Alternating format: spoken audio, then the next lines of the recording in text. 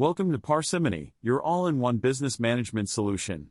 In this tutorial, we will explore how to create a payment entry in the Accounts Receivable module of Parsimony.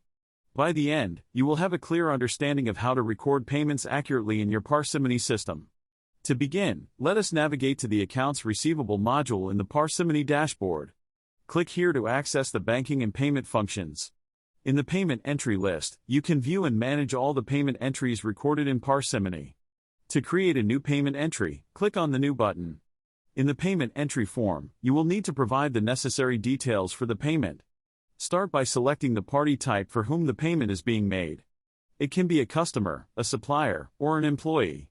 Once you have selected the party type, choose the specific party from the list. Specify the mode of payment, such as cash, check, or bank transfer.